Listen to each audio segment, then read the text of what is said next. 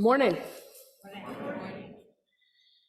I'm so grateful to be with you all in all the different places that we are this morning. And really thank you to Reverends Lynn and Wendy for inviting me to be here with you, and for what a beautiful, thoughtful, poignant service.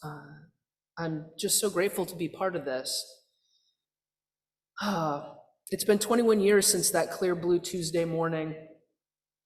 This is the first time actually anyone has invited me to speak about my experience, well, to preach about my experience. It's only the second time I'm speaking publicly about that. 21 years ago, it was that clear blue Tuesday. I was in my apartment on the Upper West Side of Manhattan, 98th and Columbus. I was getting ready to head downtown to my job, and at the time, I was a painting contractor. And I had been working on a job site, on a construction site, just about 7 blocks north of the towers. If you know the city, if you know downtown, it was just in from the Travelers Insurance building. I was late getting started that morning, and the TV was on. And so I watched and listened to the events unfold. Over the next days, calling friends, family, finding people, messages getting back and forth. Who knows where so-and-so is? Have you talked to this person? Yes, I have. Have you found, did anybody hear from so-and-so? Have you found them? Yeah, we have. Trying to make sense out of something that was never going to make sense. And then one friend, Joyce Ann Carpenetto, she never did come home. A few weeks earlier, I had been ordained. I wasn't a UU at the time. I was actually originally ordained by my dad's church. I'm a pastor's kid.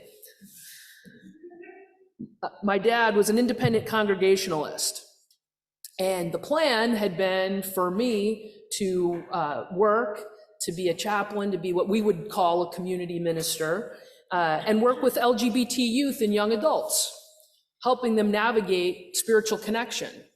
Now, this wasn't going to be a paid ministry. I fully expected to keep working as a construction worker with my painting company to make my living while doing this other work, providing spiritual care.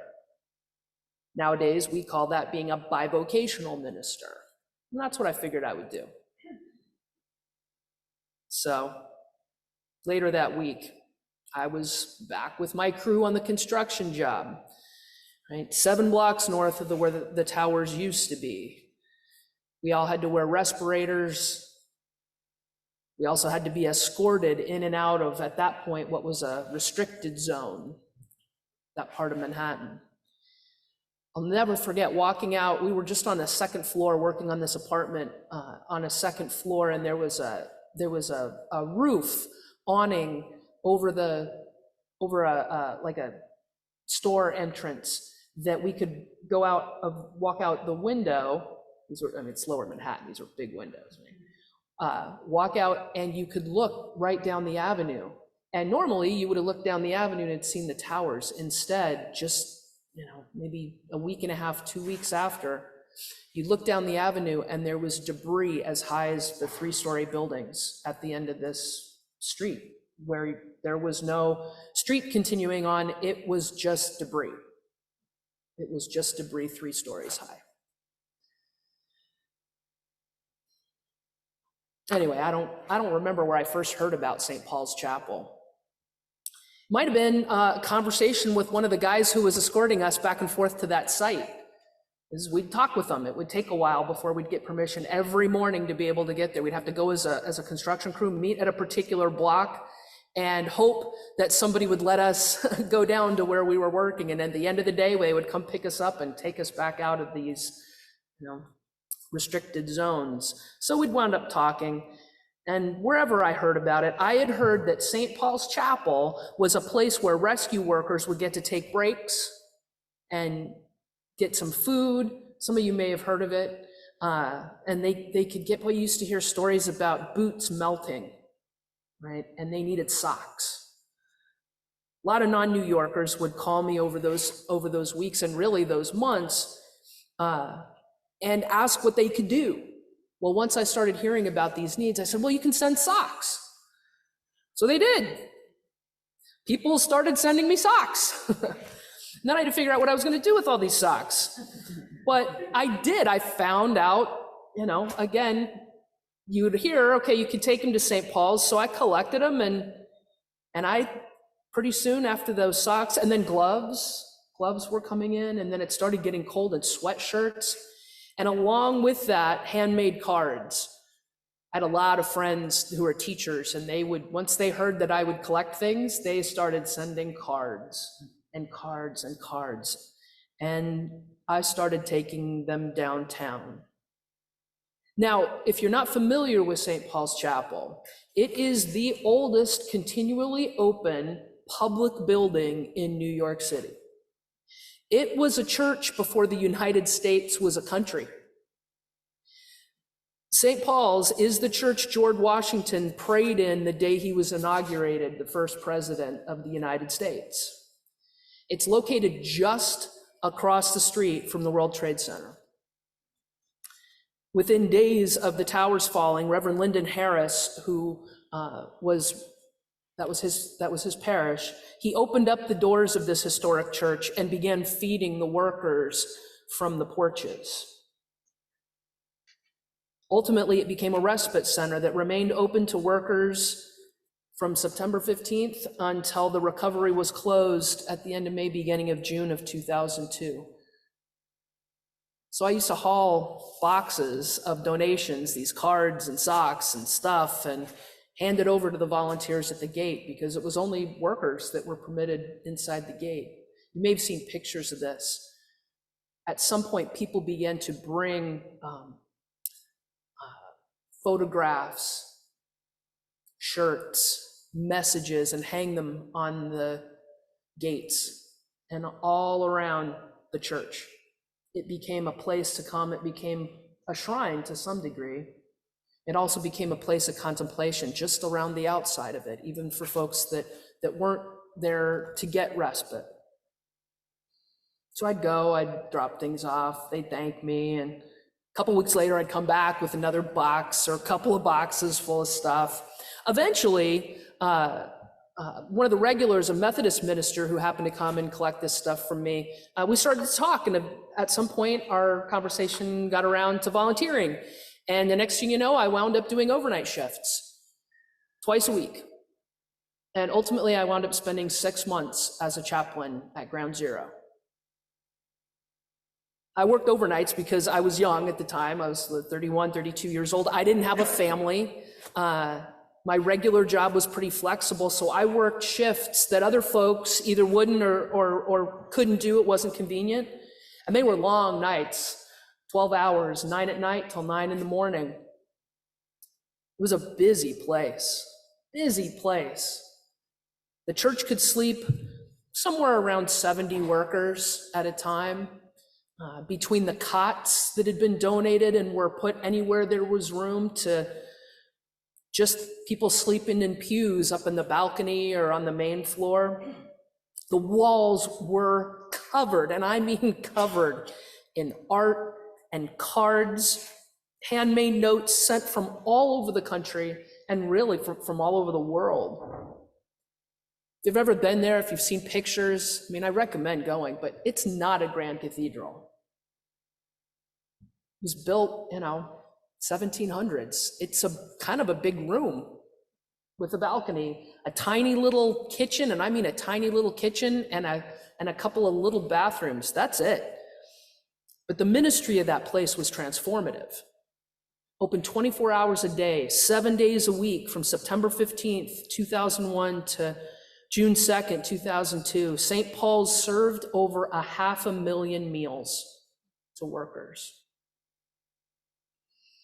Massage therapists, podiatrists, musicians, chaplains, social workers were among the thousands of volunteers and volunteer hours that supported this unprecedented mission and ministry. Regular worship services weren't held like they used to be. They couldn't be held like they used to be because things weren't like they used to be. But this was church. Let me tell you something. This was church. So as a chaplain, what's my job? I handed out food and I poured coffee. I also unloaded boxes, moved things off trucks, took out the trash, unclogged toilets. I listened to folks. I talked. Experiences, emotions and responses, as you can imagine, or maybe you can't imagine, just ran the spectrum from the folks that were there: mad, sad, grateful, confused, furious, relieved, fearful, wondering, contemplative, anxious, exhausted, numb. It was the hardest thing I had ever done up until that point in my life. It took everything I had. And thank God it wasn't my responsibility alone. Thousands of volunteers, thousands of volunteer hours. Most of them came for one shift and then went back to their world and their life. There were others of us were regulars, and over time, along with the workers who also tended to have regular shifts, we became a community. And we got good at our jobs. These jobs, some of them had never existed before. These horrible, honorable, unfathomable, and completely necessary jobs, all in service to clearing unimaginable destruction, bringing home somebody's loved one. It was a time and a place set apart. It was sacred. So Raymond Flannery, who's a clinical psychologist, has done some really important and fascinating work on resilience. Dr. Flannery's work is really quite remarkable. And let me tell you, he's much more eloquent than I'm about to be to get it down to a couple of points to talk with you guys about today. My apologies, Dr. Flannery, if you're ever paying attention to this. In his studies of resilient individuals and communities, he actually found 3 things that contributed greatly to resilience. One of them is caring community, connection. And the second is mastery or agency, accomplishing things. So mastery is not about being like the best at something, but being able to complete a task, accomplish a task, right? And the third thing was to make meaning.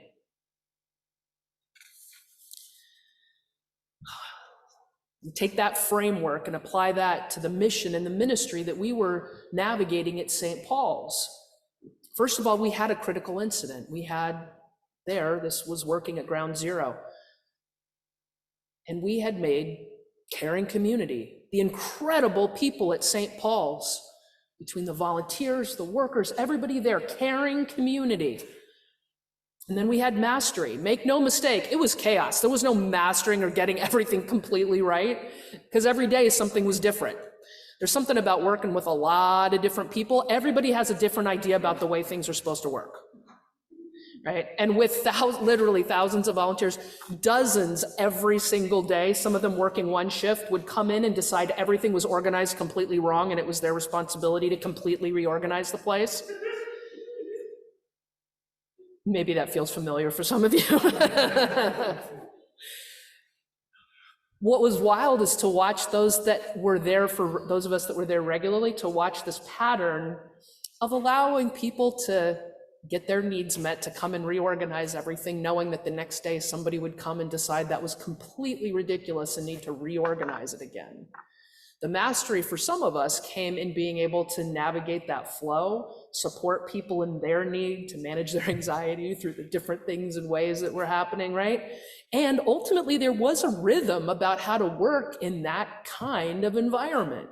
Mastery. Then meaning making. Nobody was there for any kind of glory to be heroes.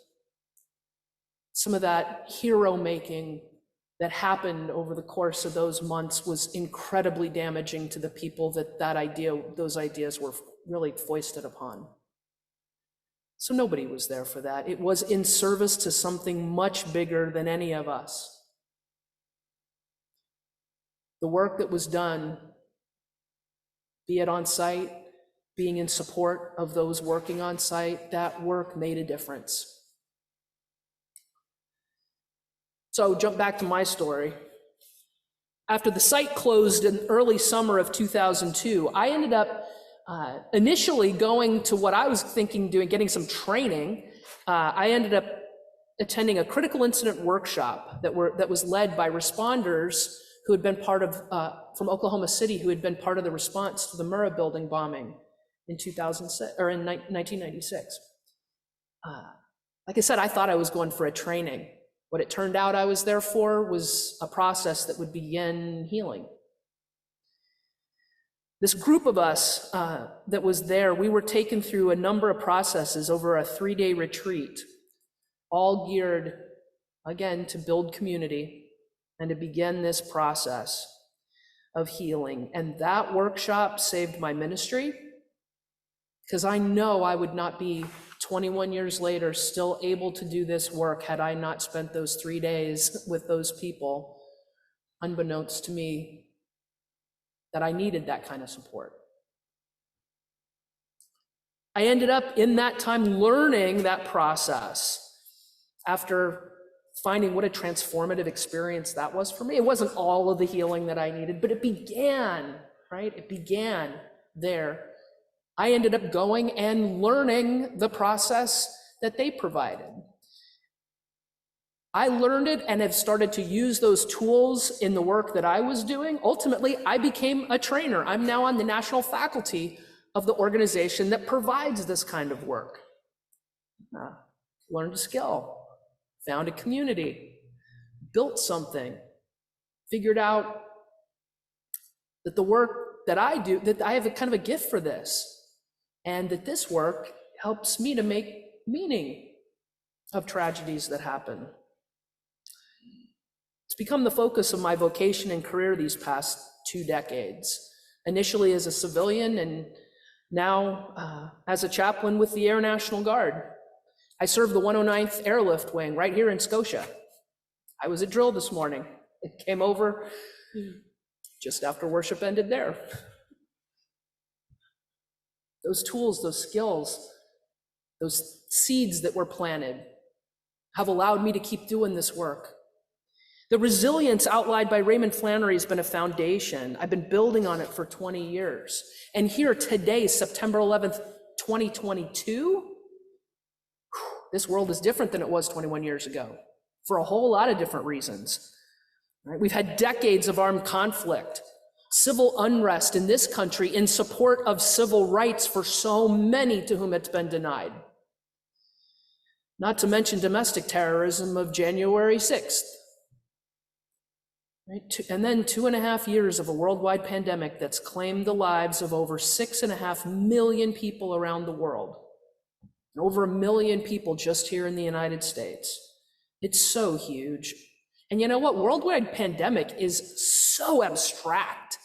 To get your head around that is a little bit, I don't know, sometimes not possible, it's so big. The world has changed. In those abstract ways, yeah, you can just say the world has changed. But truthfully, your world has changed. My world has changed. Your world has changed. How all this works, this has changed. Pandemic, the shutdowns, right? As we heard, this is a pretty big deal what's happening here today and all the ways that things have changed in the last 2.5 years. The masks and virtual school, virtual church, virtual work, not virtual work, testing, all the changes. What skills and tools can we bring from that past to apply now? That framework of a caring community, mastery, accomplishing tasks, meaning making, You know what? It is so powerful. It's worked time and time again. And you know what's really cool? All three of those tools, all three of those things are part of what church does really well. It's really amazing. Caring community, things like pastoral care, lay caring teams, coffee hour even. And you know what?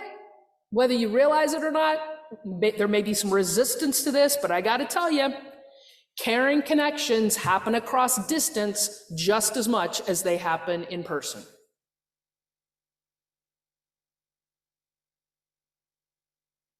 Phone calls, texts, online worship, online groups, Discord groups, Facebook groups, right? Connections. You're embodied here. I'm embodied here. I exist here in this space. You all exist here in this space. Wherever you all are, you exist in your space. This is not disembodied worship. We may be embodied in different places, but we are embodied. And together, that is connected. So, squares, no squares, caring community.